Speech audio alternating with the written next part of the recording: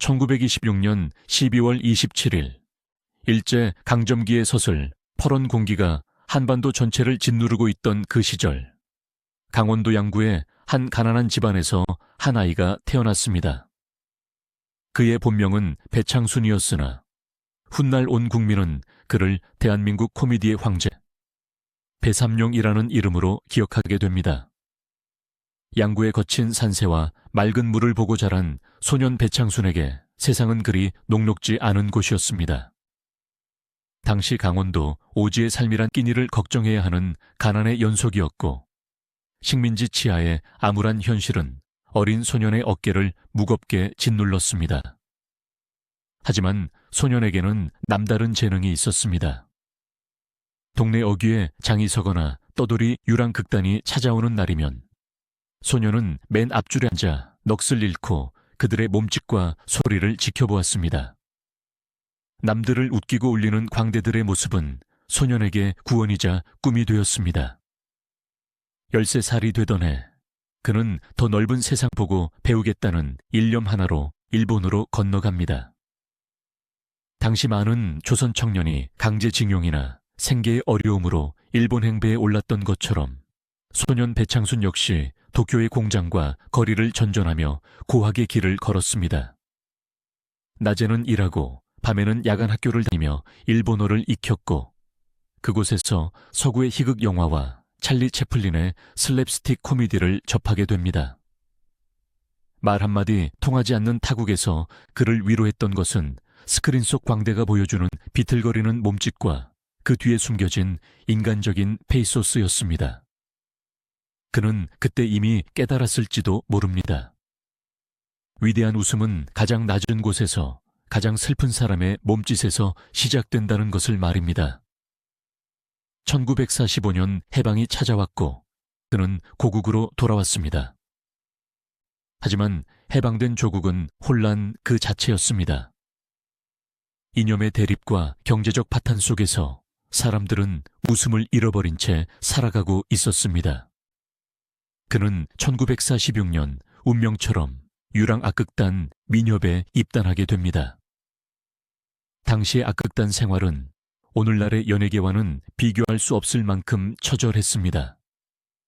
전국의 장터를 돌며 가마니를 깔고 세운 가설 무대는 바람이 불면 흔들렸고 비가 오면 진흙탕이 되기 일쑤였습니다.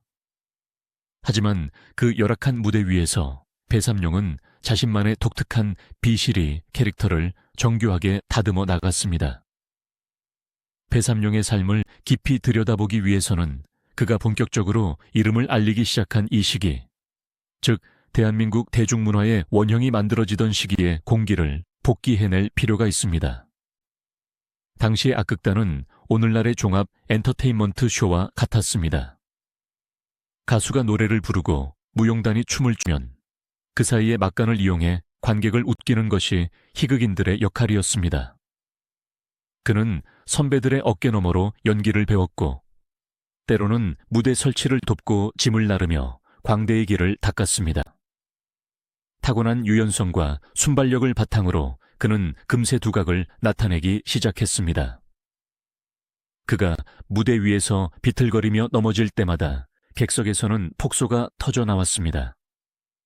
그러나 곧이어 닥친 한국전쟁은 그를 다시 한번 나락으로 떨어뜨렸습니다.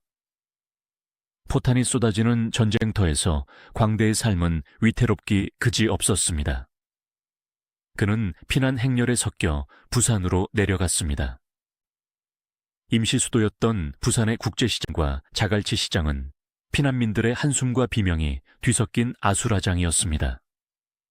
그곳에서 그는 다시 무대를 만들었습니다. 가마니를 깔고 가설 무대를 세운 뒤 배고픔에 지친 사람들을 향해 몸을 던졌습니다.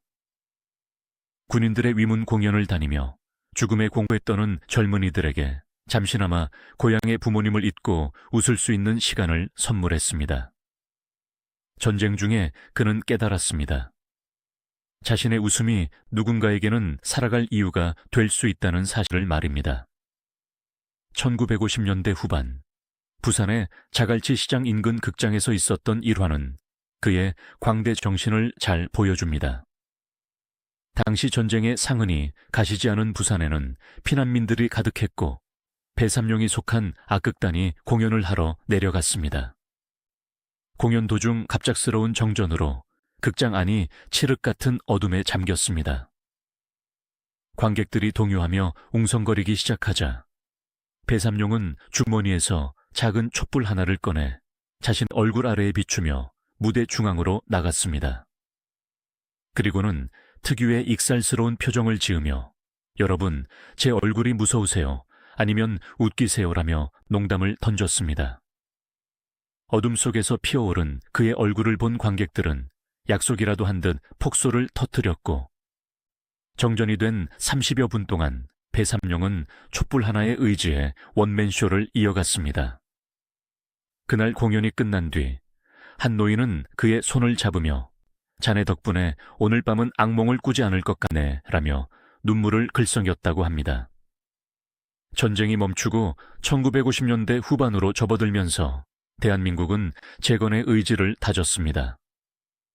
사람들은 조금씩 여유를 찾기 시작했고 유랑극단의 시대에서 극장쇼의 시대로 넘어가는 과도기를 맞이했습니다. 그는 이제 배삼룡이라는 예명을 사용하며 전국의 극장가를 휩쓸기 시작했습니다. 그의 이름이 적힌 벽보가 붙는 날이면 극장 앞은 인산인해를 이뤘습니다. 당시 그는 이미 서영춘, 백금녀 같은 당대 최고의 희극인들과 어깨를 나란히 하며 독보적인 존재감을 과시했습니다. 이 시기 그와 때려야 뗄 수 없는 라이벌이자 동료가 바로 서영춘입니다. 서영춘은 속사포처럼 쏟아내는 재치 있는 입담과 리드미컬한 동작으로 객석을 휘어잡는 스타일이었다면 배삼룡은 그와는 정반대의 지점에서 웃음을 만들어냈습니다. 서영춘이 공격하는 역할이라면 배삼룡은 무참히 당하는 역할이었습니다. 서영춘의 빠른 호흡에 대응해 배삼룡은 일부러 호흡을 늦추거나 엉뚱한 방향으로 반응하며 예상치 못한 웃음의 공간을 창출했습니다. 두 사람이 함께 무대에 서면 극장 안은 그야말로 웃음의 도가니가 되었습니다.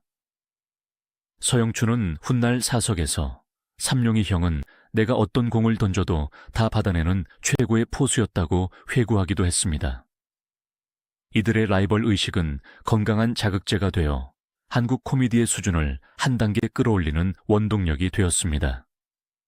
당시엔 텔레비전이 보급되기 전이라 인기 희극인의 몸값이 곧 극장의 매출과 직결되었습니다. 배삼룡을 섭외하기 위해 극장주들은 현금 뭉치를 들고 그의 집 앞에서 밤을 지새우기 일쑤였습니다. 하지만 배삼룡은 돈보다 의리를 중요하게 생각하는 사람이었습니다. 자신을 무명 시절부터 돌봐준 단장이나 동료들의 부탁이라면 출연료가 적어도 기꺼이 무대에 섰습니다. 이런 그의 성격은 훗날 그가 경제적 어려움을 겪게 되는 원인 중 하나가 되기도 했지만 동시에 그가 동료 선후배들로부터 진심 어린 존경을 받는 이유가 되기도 했습니다. 1960년대에 접어들면서 극장쇼는 정점을 찍었습니다. 서울의 화신백화점 뒤편이나 종로 일대의 극장들은 배삼룡의 공연이 있는 날이면 교통이 마비될 정도였습니다. 그는 이때부터 단순히 바보 연기자가 아니라 하나의 문화적 현상으로 자리 잡았습니다. 그가 유행시킨 웜의 죽건네라거나 나 비실이여 같은 말들은 전국적인 유행어가 되었습니다. 당시 식자층에서는 그의 코미디가 지나치게 저속하다고 비판하는 목소리도 있었지만 대중에게 그런 비판은 아무런 의미가 없었습니다. 배삼룡은 이미 그들의 삶 깊숙이 들어와 있는 가족 같은 존재였기 때문입니다. 이 무렵 그는 자신의 영희 철학을 확립하게 됩니다.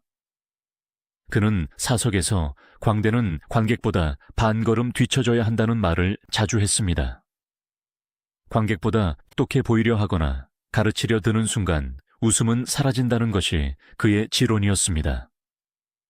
그는 스스로를 가장 낮은 곳에 두는 법을 알았습니다. 무대 위에서 그는 항상 부족하고 모자라고 실수하는 사람이었습니다. 관객들은 그런 그를 보며 우울감을 느끼는 것이 아니라 동질감을 느꼈습니다. 완벽하지 않은 인간이 보여주는 슬랩스틱이야말로 가장 인간적인 예술이라는 것을 배삼룡은 몸소 증명해내고 있었습니다. 하지만 1960년대 중반 텔레비전 방송국들이 하나둘 생겨나면서 그에게 새로운 도전이 찾아왔습니다. 수천 명의 관객과 호흡하던 광대에게 차가운 카메라 렌즈는 낯선 벽과 같았습니다. 초기 텔레비전 녹화 현장에서 배삼룡은 적잖은 어려움을 겪었습니다. 관객의 즉각적인 반응이 없는 스튜디오 안에서 그는 자신의 유머가 제대로 전달되고 있는지 불안해했습니다. 하지만 그는 금세 적응했습니다. 카메라의 앵글을 이해하기 시작했고 클로즈업 화면에서 자신의 얼굴 근육이 어떻게 움직여야 효과적인지를 본능적으로 깨달았습니다.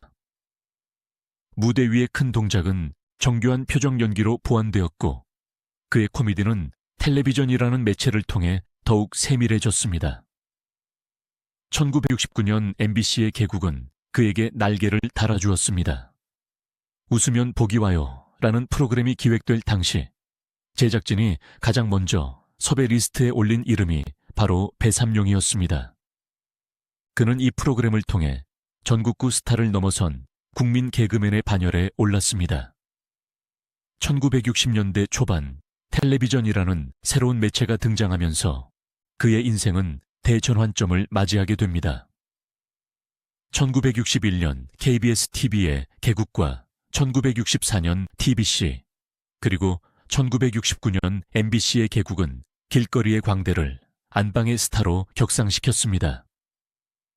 그의 코미디는 정교하게 짜인 대사보다는 몸으로 보여주는 시각적인 유머가 강점이었습니다. 눈을 희번덕거리거나 입술을 실룩이며 보여주는 표정 연기는 그 누구도 흉내낼 수 없는 그만의 전유물이었습니다. 특히 그가 보여준 여장 연기는 가히 독보적이었습니다. 어설프게 화장을 하고 한복을 입은 채 부끄러워하는 그의 모습은 남녀노소를 불문하고 배꼽을 잡게 만들었습니다. 그의 여장 연기는 단순히 남자가 여자를 흉내내는 수준을 넘어 인간 내면에 존재하는 양면성을 해학적으로 풀어낸 것이었습니다. 이 시기 배삼룡은 구봉서와 운명적인 만남을 갖게 됩니다. 구봉서는 배삼룡보다 한 살 아래였지만 이미 영화와 무대에서 탄탄한 입지를 다진 스타였습니다. 두 사람은 성격부터 연기 스타일까지 모든 것이 판이했습니다. 구봉서가 칼날처럼 날카로운 분석력을 바탕으로 극의 흐름을 주도한다면 배삼룡은 물처럼 흐르는 유연함으로 극의 구석구석을 채웠습니다. 제작진은 이 상반된 두 사람을 하나의 콤비로 묶었고 결과는 대성공이었습니다. 구봉서가 배삼룡의 머리를 쥐어박으며 이 바보야 라고 외치면 배삼룡은 억울한 표정으로 비틀거리는 식의 설정은 한국 코미디의 전형적인 문법이 되었습니다. 두 사람의 호흡은 대본 없이도 완벽하게 이어졌습니다. 녹화 도중 배삼룡이 대사를 잊어버리거나 실수를 해도 구봉서는 당황하지 않고 그것을 자연스러운 애드리브로 승화시켰습니다. 반대로 구봉서가 너무 진지하게 나간다 싶으면 배삼룡이 엉뚱한 행동으로 분위기를 환기했습니다. 이들의 콤비 플레이는 단순한 연기를 넘어선 깊은 신뢰와 우정의 산물이었습니다. 훗날 구봉서는 삼룡이 형은 내 인생 최고의 파트너였고 그가 없었다면 지금의 나도 없었을 것이라고 말하며 그에 대한 깊은 애정을 드러내기도 했습니다. 1970년대 초반 배삼룡의 인기는 상상을 초월했습니다. 당시의 시청률 조사라는 개념이 희박했음에도 불구하고 그가 출연하는 시간에는 거리에 사람이 다니지 않는다는 말이 나올 정도였습니다. 아이들은 학교에서 그의 개다리 춤을 흉내냈고 어르신들은 텔레비전 속 그의 모습에 눈물을 흘리며 웃었습니다. 그는 단순한 연예인이 아니라 가난하고 억눌린 시대를 살아가는 사람들의 친구였습니다. 1970년대 초반 배삼룡은 대한민국에서 가장 많은 수입을 올리는 연예인 중 한 명으로 등극했습니다. 그의 출연료는 당시 공무원의 수십 배 달했고 영화계에서도 그를 잡기 위해 혈안이 되었습니다. 형사 배삼룡, 배삼룡의 바보 대소동 같은 영화들이 줄줄이 제작되었으며 그는 충무로의 흥행 보증 수표가 되었습니다. 영화 속에서 그는 악당들에게 쫓기면서도 특유의 엉뚱한 행동으로 위기를 모면하는 소시민적인 영웅으로 그려졌습니다. 극장을 찾은 사람들은 그의 승리에 환호하며 대리 만족을 느꼈습니다. 그는 이제 텔레비전을 넘어 스크린까지 정복한 명실상부한 시대의 아이콘이 되어 있었습니다. 그는 당시 정부에서 주최하는 각종 행사에도 단골로 초청되었습니다. 하지만 그는 권력자들 앞에서도 위축되지 않았습니다. 박정희 전 대통령 앞에서 공연할 때의 일화는 유명합니다. 청와대 우찬에 초대받은 배삼룡은 엄숙한 분위기 속에서 갑자기 의자에서 비틀거리며 넘어지는 신용을 했습니다. 주변 사람들은 사색이 되었지만 박 전 대통령은 그의 익살에 파한대수하며 역시 배삼룡이군이라고 칭찬했다고 합니다. 그는 권위의 높은 벽을 웃음이라는 망치로 허물어뜨릴 줄 아는 진정한 광대였습니다. 그러나 화려한 빛 뒤에는 언제나 짙은 그림자가 따르는 법입니다. 1970년대 중반에 접어들면서 배삼룡은 일생일대의 선택의 기로에 서게 됩니다. 방송사 간의 배삼룡 쟁탈전은 그야말로 전쟁을 방불케 했습니다. MBC의 간판이었던 그를 TBC가 거액의 계약금을 제시하며 영입하려 했고 이 과정에서 그는 방송사를 옮기며 엄청난 사회적 파장을 일으켰습니다. 당시 신문 사회면에는 그의 거취에 대한 기사가 연일 도배되었고 이는 대중문화계에서 스타의 힘이 얼마나 강력해질 수 있는지를 보여주는 첫 번째 사례가 되었습니다. 하지만 이 화려한 영광 뒤에는 서서히 그림자가 드리우고 있었습니다. 지나치게 높은 몸값과 방송사 간의 갈등은 그를 정치권과 권력층의 따가운 눈총을 받게 만드는 원인이 되기도 했습니다. 그는 돈 때문에 움직이는 사람이라는 오해를 받는 것을 가장 괴로워했습니다. 하지만 실상 그는 당시 주변 사람들의 빚 보증을 서주느라 막대한 자금이 필요한 상태였고 TBC의 계약금은 그 빚을 청산하기 위한 어쩔 수 없는 선택이었습니다. 방송사를 옮긴 뒤에도 그의 인기는 식을 줄 몰랐지만 환경의 변화는 그에게 보이지 않는 압박으로 다가왔습니다. 경쟁이 치열해지면서 제작진은 점점 더 자극적이고 강도 높은 슬랩스틱을 요구했습니다. 배삼룡은 이제 쉰을 바라보는 나이였고 몸은 예전처럼 빠릿빠릿하게 움직여주지 않았습니다. 그는 관절염과 만성 피로에 시달리면서도 카메라 불이 켜지면 언제 그랬냐는 듯 무대를 누볐습니다. 녹화가 끝나고 분장실로 돌아오면 그는 한참 동안 숨을 몰아쉬며 주저앉아 있곤 했습니다. 무대 위에서 웃고 있는 그의 얼굴 뒤로 지독한 통증이 숨어 있었다는 사실을 아는 사람은 극히 드물었습니다. 또한 그의 성공은 순탄하게만 보였지만 실상 그는 무대 밖에서는 지독하게 외로운 사람이었습니다. 어린 시절부터 시작된 유랑 생활로 인해 그는 가정이라는 울타리에 안착하기 어려워했습니다. 3번의 결혼과 이혼은 그의 개인사에 깊은 얼룩을 남겼습니다. 첫 번째 부인과의 사이에서 낳은 아들 배동진은 아버지의 부재 속에서 외로운 어린 시절을 보내야 했고 이는 훗날 부자 관계에 깊은 갈등의 씨앗이 됩니다. 아들 배동진은 아버지를 원망하며 성장했습니다. 집안을 돌보기보다는 밖으로 돌며 사람들에게 웃음을 팔러 다니는 아버지가 이해되지 않았습니다. 아버지가 최고의 스타였을 때도 몰락했을 때도 그에게 아버지는 늘 머리 있는 존재였습니다. 배삼룡은 아들에게 미안한 마음을 표현하고 싶었지만 표현하는 법을 알지 못했습니다.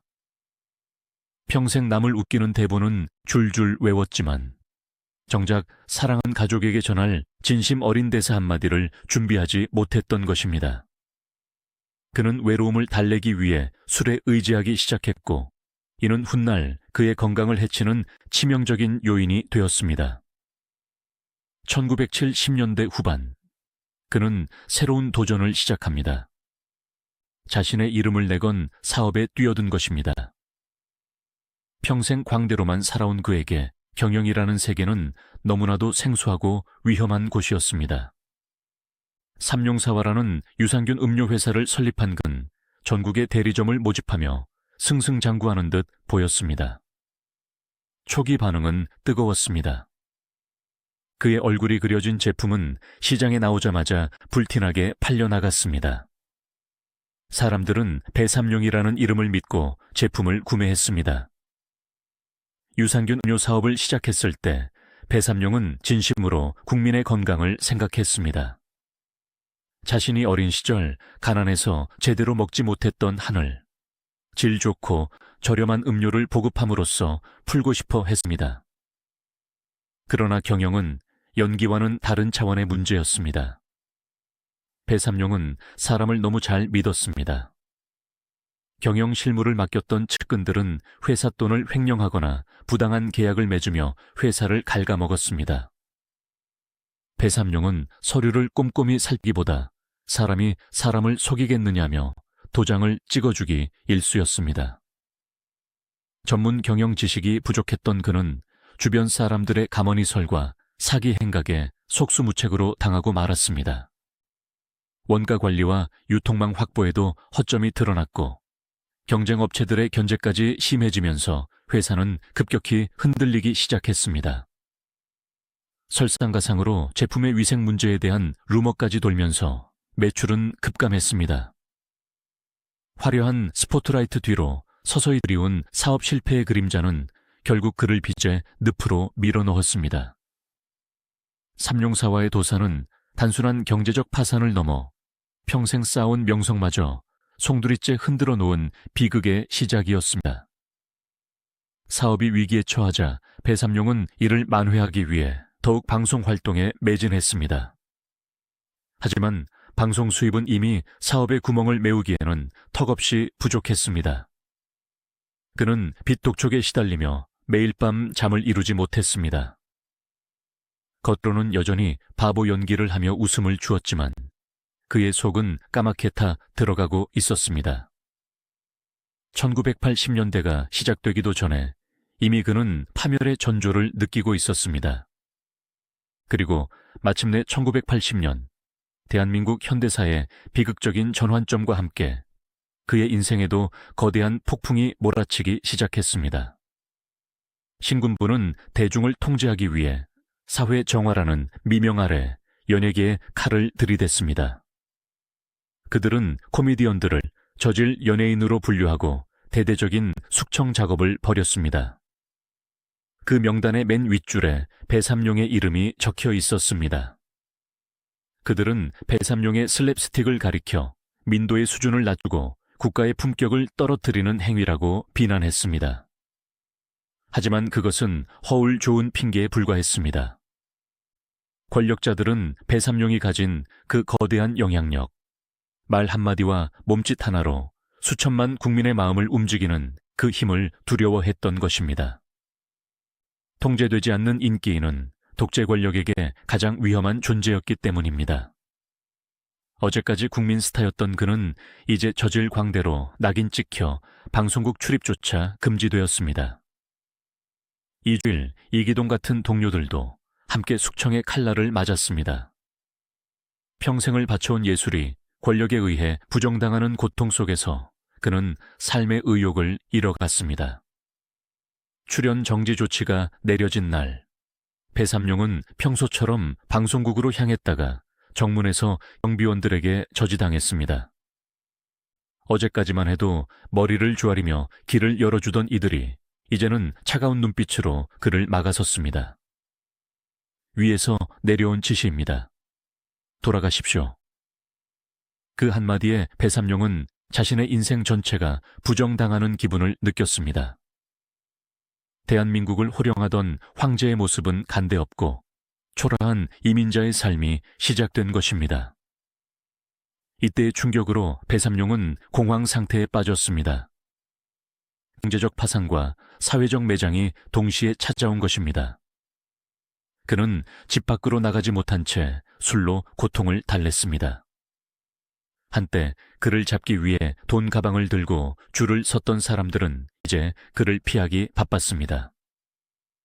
방송국 전화기는 울리지 않았고 동료들도 서슬퍼런 군부의 눈치를 보느라 그에게 연락하지 못했습니다. 철저한 고립이었습니다. 결국 그는 1980년 가을 최소한의 집만 챙겨 미국으로 떠났습니다. 그것은 새로운 시작을 위한 이민이 아니라 살아남기 위한 탈출이었습니다. 비행기 안에서 내려다본 서울의 야경을 보며 그는 뜨거운 눈물을 흘렸습니다. 내가 도대체 무슨 죄를 지었길래 고국에서 쫓겨나야 하는가라는 원망이 그의 가슴을 쳤습니다. 하지만 대답해주는 이는 아무도 없었습니다. 미국 공항에 내린 그를 기다리는 것은 환호하는 팬들이 아니라 낯선 공기와 차가운 시선이었습니다. 미국에서의 생활은 고통의 연속이었습니다. 그는 로스앤젤레스의 한인타운 주변을 전전하며 작은 아파트에서 지냈습니다. 영어가 서툴렀던 그는 간단한 장을 보는 것조차 힘들었습니다. 가끔 한인 식당에 가면 사람들이 알아보고 아는 척을 했지만 그것은 환영이라기보다 동정에 가까웠습니다. 배삼룡 씨가 왜 저렇게 됐을까라는 속삭임이 그의 귀를 찔렀습니다. 그는 사람들 앞에 서는 것이 두려워졌습니다. 무대 위의 거인은 이제 좁은 방 안에서 시들어가는 노인이 되어가고 있었습니다. 그럼에도 불구하고 생계는 이어가야 했습니다.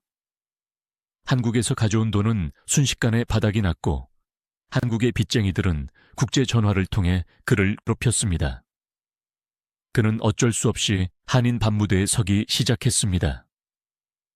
수만 명이 시청하던 텔레비전 무대에서 술 취한 사람들이 야유를 보내는 작은 클럽 무대로 옮겨온 것입니다. 하지만 그곳은 그가 알던 무대가 아니었습니다. 술 취한 관객들은 그에게 욕설을 퍼붓기도 했고 돈 몇 푼을 던지며 개다리 춤이나 한번 춰봐라 라고 소리쳤습니다. 배삼룡은 무대 뒤에서 눈물을 닦고 다시 무대 위로 올라가 억지 웃음을 지었습니다. 관객들은 저 사람 한국에서 쫓겨났다며 라며 조소 섞인 눈길을 보내기도 했습니다. 그 모든 시선을 견뎌내며 그는 비틀거리고 넘어졌습니다. 그것은 웃기기 위한 연기가 아니라 삶의 무게에 짓눌린 한 인간의 처절한 몸부림이었습니다. 미국에 있는 동안 그는 심각한 향수병과 우울증을 앓았습니다. 매일 아침 눈을 뜨면 자신이 서울의 어느 분장실에 있는 착각에 빠지기도 했습니다. 그는 한국의 신문을 구해 읽으며 고국의 소식을 접했습니다.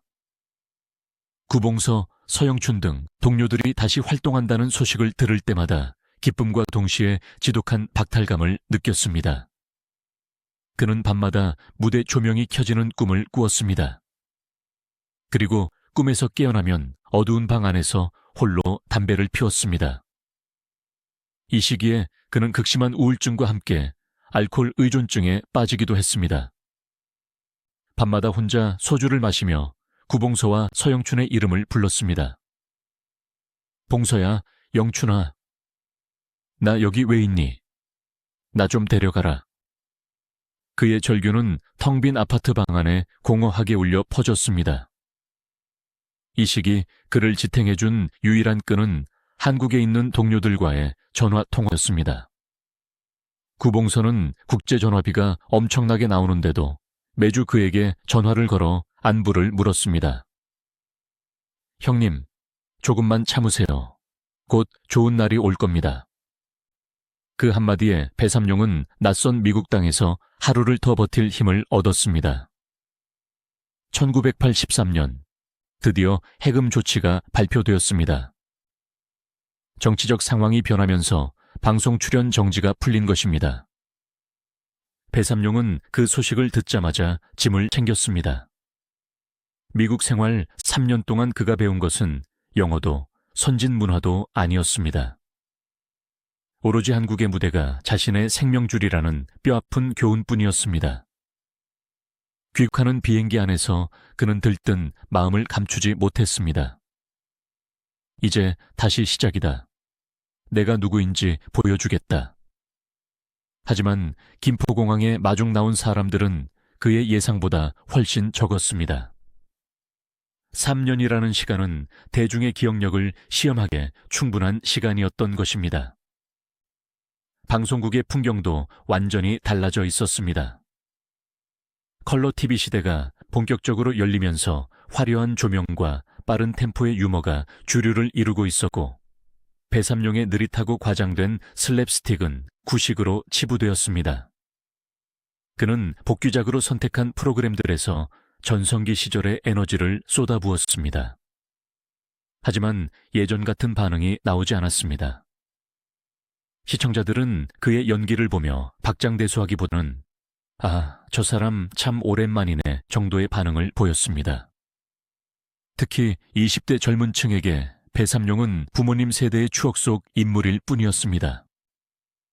심영래, 최양락, 이마룡 같은 젊은 피들이 수혈된 방송가는 활기가 넘쳤지만 그곳에 배삼룡의 자리는 비좁았습니다. 그는 귀국 후 여러 방송사의 문을 두드렸습니다. 선배를 이유하는 마음으로 출연 기회가 주어지긴 했지만 제작진의 눈빛은 예전과 달랐습니다. 그들은 배삼룡에게 새로운 시도보다는 왕년의 개다리 춤이나 비실이 연기만을 반복해 주기를 원했습니다. 그는 박물관에 박제된 전시물처럼 취급받는 것에 깊은 자괴감을 느꼈습니다. 그는 조급해졌습니다. 더 세게 넘어지고 더 우스꽝스러운 표정을 지었습니다. 하지만 그럴수록 그의 영인은 안쓰러워 보였습니다. 몸은 이미 50살을 넘긴 상태였고 미국에서의 고생으로 건강도 예전 같지 않았습니다. 한번 구르고 나면 숨을 고르는데 한참이 걸렸습니다. 후배 개그맨들은 그를 깍듯하게 모셨지만 정작 대본 회의 때는 그의 의견이 잘 반영되지 않았습니다. "선배님, 요즘은 그런 식으로는 안 웃겨요" 라는 후배의 말 한마디는 그에게 비수처럼 꽂혔습니다. 그는 무대 뒤에서 거울을 보며 자신의 깊어진 주름을 만졌습니다. 나도 이제 끝인가 라는 의문이 머릿속을 떠나지 않았습니다. 재정적인 고통은 그를 끝까지 괴롭혔습니다. 미국 생활 중에도 빚은 줄어들지 않았고 귀국 후의 수입은 예전의 명성에 비하면 턱없이 부족했습니다. 그는 생활고를 해결하기 위해 건강을 돌보지 않고 밤무대와 지방 공연을 다녔습니다. 칠순을 바라보는 나이에도 그는 무대 위에서 구르고 넘어져야 했습니다. 관객들은 이제 웃음보다는 연민의 눈길로 그를 바라보았습니다. 하지만 그는 멈출 수 없었습니다. 무대는 그가 가진 유일한 안식처이자 생존의 수단이었기 때문입니다. 이 무렵 그를 가장 힘들게 했던 것은 다시 시작된 사업의 악령이었습니다. 전성기 시절 무리하게 추진했던 유산균 음료 사업 삼룡사와의 여파가 그를 끝까지 따라다녔습니다. 사업 실패로 인한 채무는 이자가 불어 감당할 수 없는 수준이 되었고 공장은 이미 남의 손에 넘어간 지 오래였습니다.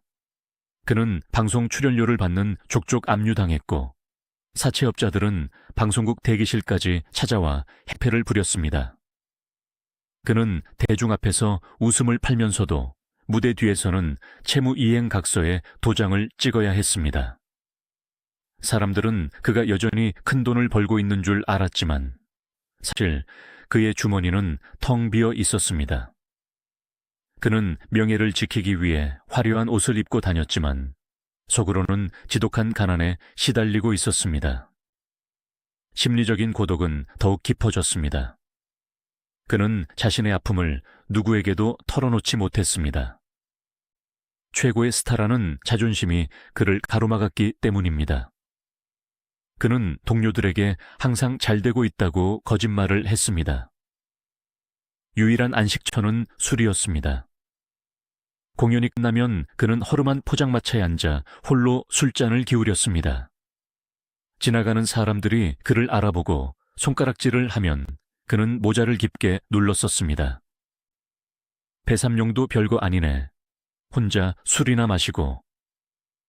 그런 말을 들을 때마다 그는 가슴이 미어지는 것 같았습니다. 1980년대 후반, 그는 건강의 적신호를 무시한 채 지방 무대를 전전했습니다. 밤무대 출연은 그에게 유일한 수입원이었습니다. 지방의 캬바레와 극장식 식당에서 그는 하루에도 몇 번씩 개다리 춤을 췄습니다. 먼지가 자욱하고 담배 연기가 가득한 그곳은 폐가 좋지 않았던 그에게 치명적인 장소였습니다. 하지만 그는 멈출 수 없었습니다. 가족을 부양해야 했고 자신을 찾는 곳이라면 어디든 가야 했습니다. 그는 무대 위에서 기침이 터져 나오면 억지로 참으며 익살스러운 표정을 지었습니다. 관객들은 그의 기침조차 연기의 일부인 줄 알고 박수를 쳤습니다. 그것은 광대의 슬픈 숙명이었습니다. 1990년대에 들어서며 배삼룡은 사실상 방송계의 중심에서 밀려났습니다. 새로운 세대의 개그맨들이 주도하는 코미디 환경은 그에게 너무나 낯설었습니다. 그는 가끔 회고담 형식의 토크쇼에 출연해 왕년의 이야기를 들려주는 역할로 전락했습니다. 그는 자신의 전성기를 이야기하며 눈시울을 붉혔지만 시청자들에게 그것은 박제된 역사일 뿐이었습니다. 그는 여전히 자신이 현역임을 증명하고 싶어 했습니다. 하지만 세상은 그를 원로로 이유하며 뒷방으로 밀어냈습니다. 그러던 중 그는 세 번째 부인을 만났습니다. 인생의 황홍이에 만난 그녀는 배삼룡에게 마지막 따뜻한 보금자리를 제공해 주었습니다. 그녀는 배삼룡의 건강을 챙기고 엉망이 된 재정 상태를 정리하기 위해 노력했습니다. 배삼룡은 그녀를 의지하며 다시 한번 삶의 의지를 다졌습니다. 나 다시 일어날 거야. 당신을 위해서라도 꼭 다시 전성기를 만들 거야. 하지만 운명은 그에게 다시 한번 가혹한 시련을 던졌습니다. 그가 그토록 믿고 의지했던 주변 인물들이 다시 한번 그의 등에 칼을 꽂은 것입니다. 그의 명의를 도용해 빚을 지거나 그의 마지막 남은 재산인 아파트 전세금까지 가로채는 일이 발생했습니다. 특히 믿었던 처조카가 인감을 도용해 수억 원의 대출을 받고 해외로 도피한 사건은 배삼룡이라는 거인이 무너진 이유가 단순히 병마 때문만이 아님을 보여줍니다. 그는 사람을 너무 믿었고 그 믿음은 비수가 되어 돌아왔습니다. 배삼룡은 충격에 휩싸여 쓰러졌습니다. 1990년대 후반, 대한민국을 덮친 외환 위기는 배삼룡에게 마지막 사형 선고와 같았습니다. 대중문화시장은 급격히 위축되었고 원로 희극인들을 위한 자리는 완전히 사라졌습니다. 그는 생활고를 해결하기 위해 건강이 허락하지 않는 상태에서도 밤무대를 전전했습니다. 좁고 공기가 탁한 지하 캬바레 무대는 그의 폐질환을 치명적인 상태로 몰아넣었습니다. 그는 무대 뒤에서 산소 호흡기를 꽂고 있다가 자신의 차례가 되면 호흡기를 떼고 무대로 나가 개다리 춤을 췄습니다. 그것은 연기가 아니라 생명을 깎아먹는 행위였습니다. 그는 돈 몇 푼 때문에 자신의 영혼을 팔고 있다는 생각에 괴로워했지만 당장 병원비를 내야 하는 현실 앞에서는 무력했습니다. 2000년대 초반, 그의 건강은 이미 회복 불가능한 상태로 치닫고 있었습니다. 폐는 제 기능을 하지 못했고 심장 또한 약해져 있었습니다. 그는 집에서 산소 호흡기를 달고 지내야 했습니다. 하지만 그는 여전히 무대를 포기하지 않았습니다.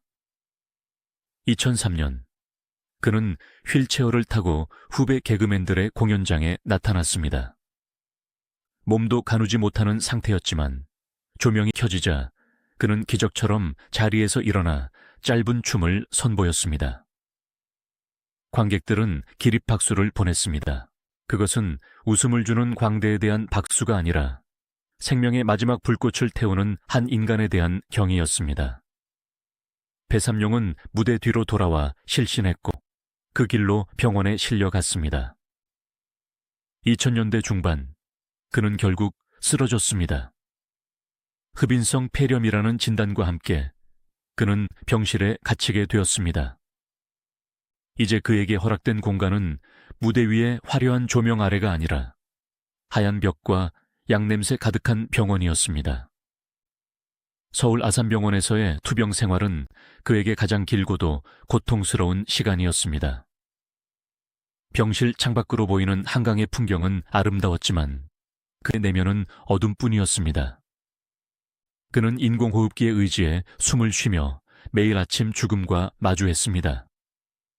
가끔 의식이 돌아올 때면 그는 곁을 지키는 아내의 손을 꼭 쥐었습니다. 미안해. 나 때문에 당신이 고생이 많아. 그는 평생 자신을 위해 희생한 여인에게 제대로 된 보답 한 번 못했다는 사실에 가슴 아파했습니다.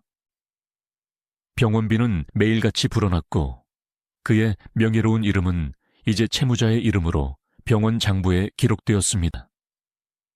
병원 침대에 누워 지낸 3년의 세월은 그에게 가장 고독한 시간이었습니다. 한때 그를 따르던 수많은 후배와 관계자들은 하나둘 떠나갔습니다. 하지만 구봉서만은 달랐습니다. 휠체어를 타고 병실을 찾은 구봉서는 말없이 친구의 손을 잡았습니다. 의식이 가물가물한 상태에서도 배삼룡은 구봉서를 알아보았습니다. 두 노병은 서로의 주름진 손을 보며 지나온 세월을 회상했습니다. 삼룡아, 우리 다시 웃겨야지. 네가 비실비실대고 내가 구박해야 사람들이 웃지 않겠니? 구봉서의 떨리는 목소리에 배삼룡은 희미한 미소로 대답했습니다. 그것은 대한민국 코미디 1세대가 나누는 마지막 교감이었습니다. 병투병 중에도 그는 언론의 중심에 서게 됩니다. 그것은 역설적이게도 병원비 미납 사건 때문이었습니다. 전설적인 스타가 병원비가 없어 쫓겨날 위기에 처했다는 소식은 사회적으로 큰 충격을 주었습니다. 이 소식을 들은 유재석, 김용만, 엄용수 등 후배 코미디언들이 성금을 모아 전달하며 도움의 손길을 내밀었지만 이는 임시 방편일 뿐이었습니다. 평생 남을 웃겨온 이에 말년이 이토록 비참할 수 있는지 세상은 그제야 광대의 삼이면에 숨겨진 그림자를 목격하게 되었습니다. 그는 병실에서 TV 뉴스를 통해 자신의 처지를 지켜보며 무슨 생각을 했을까요? 아마도 자신이 평생 사람들에게 줬던 그 수많은 웃음의 가치가 고작 돈 몇 푼에 환산될 수 없다는 사실에 허탈해했을지도 모릅니다. 그가 말년에 겪은 병원비 소송 사건은 우리 사회의 스타 소비 방식을 적나라하게 보여줍니다. 사람들은 배삼룡이 최고의 자리에 있을 때 그가 주는 즐거움을 당연하게 받아들였습니다. 하지만 그가 힘을 잃고 쓰러지자 그를 돕기보다는 그가 왜 그렇게 몰락했는지를 분석하고 비판하는 데 더 열을 올렸습니다. 돈 관리를 어떻게 했길래 저 모양이냐. 자식들은 뭐 하느냐는 식의 냉소적인 반응들은 그를 더욱 깊은 나락으로 밀어 넣었습니다. 사실 배삼룡이 번 돈의 상당 부분은 주변의 가난한 동료들을 돕거나 근거 없는 사업 제안에 속아 사라진 것들이 많았습니다. 그는 광대로서의 재능은 천부적이었지만 자본주의 사회의 일원으로서 자신을 지키는 법은 배우지 못했습니다. 그는 무대 위에서처럼 현실에서도 항상 당하는 사람이었습니다. 그런 그에게 법적인 잣대와 경제적인 책임을 가혹하게 묻는 것은 너무나 비인간적인 처사였습니다. 병상에서도 그는 가끔 무대를 꿈꿨습니다. 의식이 혼미한 상태에서 그는 손가락을 움직이며 개다리춤에 박자를 맞췄다고 합니다. 입술을 달싹거리며 누군가에게 농담을 던지는 신용도 했습니다. 그의 뇌리 속에는 여전히 수만 명의 관객이 환호하는 무대 조명이 빛나고 있었던 것입니다. 그는 현실 고통을 잊기 위해 무의식 속으로 도피했습니다. 그곳에서 그는 다시 젊은 배삼룡이었고 구봉서와 함께 세상을 향해 통쾌한 웃음을 날리고 있었습니다. 간호사들은 그의 그런 모습을 보며 눈물을 훔치곤 했습니다. 그의 투병 생활 중 가장 가슴 아픈 일화는 그가 마지막으로 남긴 메모에 관한 이야기입니다. 손이 떨려 글씨를 제대로 쓸 수 없었던 그는 간신히 종이 위에 이렇게 적었습니다. 웃겨야 하는데 다들 웃고 있나. 그는 마지막 순간까지도 자신의 건강보다 사람들의 웃음을 걱정했습니다. 그것은 천생광대가 아니면 가질 수 없는 고귀한 마음이었습니다. 그는 자신의 비극적인 말년을 통해 웃음의 이면에는 지독한 슬픔과 희생이 깔려 있다는 사실을 온몸으로 보여주고 있었습니다. 2010년 2월, 겨울이 끝나갈 무렵 그의 병세는 급격히 악화되었습니다.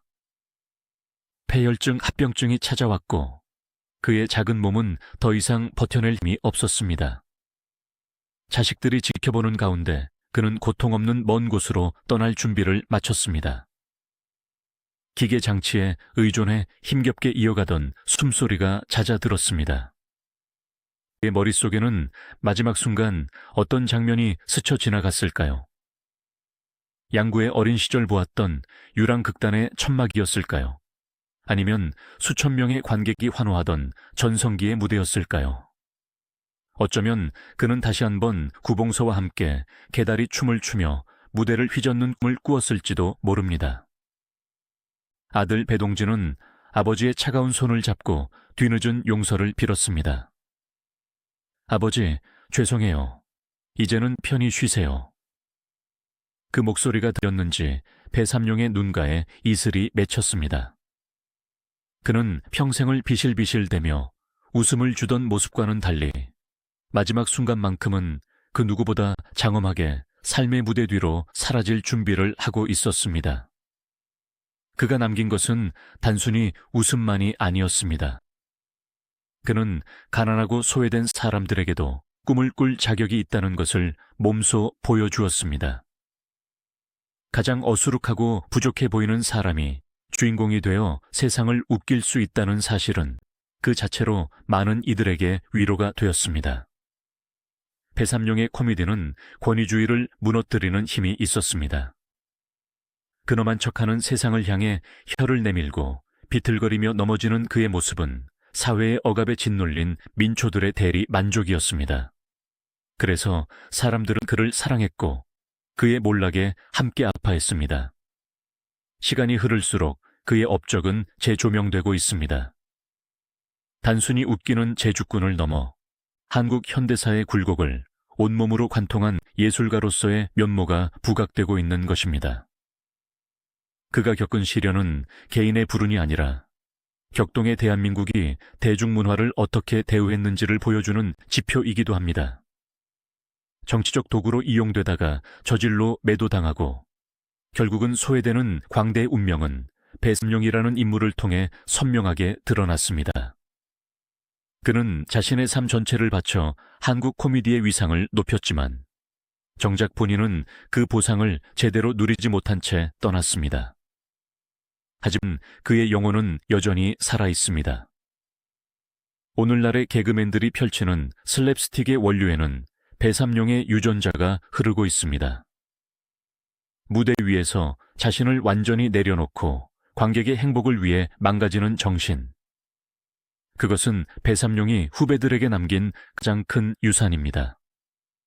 그는 비록 쓸쓸하게 떠났지만 그가 남긴 웃음의 파장은 여전히 우리 마음속에 남아 있습니다. 사람들은 힘들고 지칠 때마다 다시 그를 떠올립니다. 아무 걱정 없이 텔레비전 앞에서 배를 잡고 웃던 그 순수했던 시절의 상징으로 말입니다. 그의 아들 배동진은 아버지가 떠난 뒤 뒤늦은 고해성사를 하기도 했습니다. 아버지는 집에서도 늘 대본을 보며 연습하셨습니다. 평생을 무대에만 사신 분이었죠. 자식들에게는 엄하셨지만 무대 밖의 사람들에게는 항상 다정한 분이셨습니다. 아들의 회고 속에서 배삼룡은 완벽하지 않은 아버지였지만 무대만큼은 진심으로 사랑했던 거장이었습니다. 가족과의 화해는 비록 사후에 이루어졌지만 그를 기억하는 사람들의 마음속에는 이제 비극보다는 희망의 이미지로 남게 되었습니다. 배삼룡이 활동했던 1960에서 70년대는 대한민국의 성장이 눈부셨던 만큼 그늘도 깊었던 시절입니다. 공장의 소음과 건설 현장의 먼지 속에서 살아갔던 노동자들에게 배삼룡의 코미디는 유일한 비상구였습니다. 그가 무대에서 보여준 비실이 연기는 사실 강인한 생명력의 역설이었습니다. 아무리 밟히고 넘어져도 다시 일어나 실실 웃으며 관객에게 다가가는 그 모습은 수많은 풍파를 견디며 살아남은 우리네 민초들의 모습 그 자체였습니다. 그는 우리의 얼굴을 대신해 무대 위에서 구르고 넘어졌던 것입니다. 배삼룡의 삶을 돌이켜볼 때 우리는 한 인간이 가진 무한한 회복력에 대해 생각하게 됩니다. 그는 수없이 넘어졌습니다. 사업에 실패하고 권력에 탄압받고 사랑하는 사람들에게 배신당하고 결국 병매 무릎을 꿇었습니다. 하지만 그는 단 한 번도 웃음을 포기하지 않았습니다. 병석에 누워서도 그는 나 다시 일어날 거야 라고 말했습니다. 그 의지는 단순히 개인의 욕심이 아니라 자신을 기다리는 관객들에 대한 책임감이었습니다. 그는 마지막 순간까지도 자신이 광대임을 잊지 않았습니다. 그 숭고한 소명의식이야말로 우리가 배삼룡을 위대한 예술가로 기억해야 하는 진짜 이유입니다. 이제 그는 전설이 되었습니다. 더 이상 병원비 소송도 권력의 압박도 사업의 실패도 없는 곳에서 그는 편히 쉬고 있을 것입니다. 하지만 그의 이야기는 여기서 멈추지 않습니다. 그가 남긴 수천 편의 영상 기록들은 디지털 시대를 맞아 다시 살아나고 있습니다. 젊은 세대들은 흑백 화면 속 노신사의 우스꽝스러운 연기를 보며 저분이 바로 우리 할아버지, 할머니를 웃게 했던 영웅이구나 라고 깨닫습니다. 웃음은 세대를 넘어 소통하는 가장 강력한 언어임을 배삼룡은 다시 한번 증명하고 있습니다. 이제 우리는 그의 이야기를 정리하며 그가 우리에게 남긴 진짜 메시지가 무엇인지 고민해 봐야 합니다. 그는 우리에게 완벽하지 않아도 괜찮다고 말해 주었습니다. 조금 부족하고 자꾸 실수하고 남들에게 비웃음을 사더라도 다시 일어날 수 있다면 그것으로 충분하다고 말입니다. 그의 개다리 춤은 비천 몸짓이 아니라 삶의 파도를 넘는 리듬이었습니다. 그의 바보 같은 웃음은 지혜로운 자들의 오만함을 깨부수는 죽비였습니다. 그는 자신의 삶 전체를 바쳐 웃음의 인문학을 완성했습니다. 그의 영혼은 지금 어디쯤 있을까요? 아마도 그는 구봉서, 서영춘, 이기동 같은 그리운 동료들과 다시 만나 천상에서 거대한 극장을 열었을 것입니다. 그곳에서는 병원비 걱정도, 정치적인 탄압도, 배신과 아픔도 없을 겁니다. 그는 마음껏 비틀거리고 마음껏 넘어지며 그 어느 때보다 밝은 조명 아래서 환하게 웃고 있을 것입니다. 그리고 그 웃음소리는 밤하늘의 별빛이 되어 지치고 힘든 우리들의 머리 위로 쏟아지고 있을 것입니다. 배삼룡, 당신이 있어서 우리는 참으로 행복했습니다. 배삼룡의 삶은 여기서 멈추지 않고 계속해서 우리 곁에서 살아 숨 쉴 것입니다. 그가 남긴 웃음의 파동은 시간이 흐를수록 더 넓게 퍼져나갈 것입니다. 우리는 힘들 때마다 그의 이름을 부르며 다시 웃을 힘을 얻을 것입니다. 비실비실대며 우리 곁으로 다가와 걱정하지 마, 다 잘 될 거야 라고 속삭이던 그의 목소리를 기억할 것입니다. 그는 우리 마음속 영원한 비실이이자 영원한 코미디의 황제입니다. 그의 빈소가 마련된 서울 아산병원 장례식장은 그야말로 대한민국 연예계의 축소판과 같았습니다. 휠체어를 타고 나타난 구봉서부터 검은 양복을 차려입고 침통한 표정으로 들어서는 유재석, 강호동에 이르기까지 세대를 초월한 희극인들이 한자리에 모였습니다. 그들은 영정사진 속에서 해맑게 웃고 있는 배삼룡의 얼굴을 보며 차마 고개를 들지 못했습니다. 구봉선은 영정 앞에서 한참을 흐느끼며 삼룡아, 저 세상에 가거든 먼저 간 동료들과 실컷 웃어라. 여기 걱정은 하지 말라고 나지막이 읊조렸습니다. 그 한마디는 60년 넘게 이어진 두 노병의 우정이 마침내 이승에서의 마침표를 찍는 순간이었습니다. 조문객들은 배삼룡이 전성기 시절 보여주었던 그 익살스러운 몸짓들을 추억하며 그가 우리에게 주었던 웃음이 얼마나 귀하고 소중한 것이었는지를 다시금 되새겼습니다. 하지만 장례식이 진행되는 동안에도 병원비 문제는 여전히 뜨거운 감자였습니다. 국민 광대가 병원비가 없어 소송을 당했다는 사실은 우리 사회에 큰 충격과 동시에 깊은 자괴감을 안겨주었습니다. 후배들이 모은 성금과 각계각층의 도움으로 장례는 치러졌지만 그 과정에서 드러난 원로 예술인들의 비참한 현실은 대중문화계의 화려한 겉모습 뒤에 가려진 어두운 민낯을 적나라하게 보여주었습니다. 배삼룡은 자신의 죽음을 통해서조차 우리 사회에 무거운 숙제를 던진 셈입니다. 예술가가 대중의 박수를 먹고 살지만 정작 그들이 쓰러졌을 때 국가와 사회가 그들의 존엄을 지켜줄 최소한의 안전망을 갖추고 있는가에 대한 뼈아픈 반성이었습니다. 우리는 배삼룡이라는 인물을 통해 슬픈 광대우의 원형을 봅니다. 그는 무대 위에서 비실비실 대고 넘어짐으로써 우리 사회의 권위와 엄숙함을 비웃었습니다. 그가 보여준 슬랩스틱은 단순한 몸개그가 아니라 고단한 시대를 견디던 서민들에게 너희만 힘든 게 아니야. 나 같은 바보도 이렇게 웃으며 살고 있어 라고 말하는 따뜻한 위로였습니다. 1970년대 독재와 빈곤의 그늘 속에서 배삼룡의 웃음은 비타민이었고 희망이었습니다. 그는 자신의 인격을 스스로 비하하고 망가뜨림으로써 타인에게 우월감과 행복을 선사하는 고도의 자기 희생적 예술을 실천했습니다. 우리가 그를 잊지 못하는 이유는 바로 그가 가진 그 지독한 인간의 때문일 것입니다. 이제 그의 인생이라는 무대의 막이 완전히 내려갔습니다. 배삼룡의 삶은 전반전의 화려한 영광과 후반전의 처절한 시련으로 나뉩니다. 전반전이 웃음의 제왕으로서의 삶이었다면 후반전은 인간 배창순으로서 겪어야 했던 가난과 병마, 그리고 배신의 시간이었습니다. 하지만 그 두 모습 중 어느 하나도 가짜가 아니었습니다. 그는 무대 위에서나 병실에서나 항상 진실했습니다. 마지막 순간까지도 무대를 그리워하며 손가락으로 개다리 춤의 박자를 맞췄던 그의 모습은 그가 왜 우리 시대의 진정한 거장인지를 증명합니다. 그는 죽는 순간까지도 광대였고 광대여서 행복했으며 광대여서 아팠던 사람이었습니다.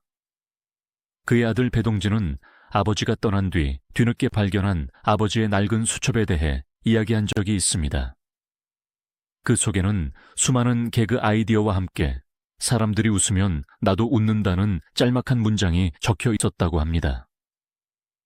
평생을 남의 시선과 박수에 의지해 살았던 남자에게 웃음은 곧 생존이었고 존재 이유였습니다.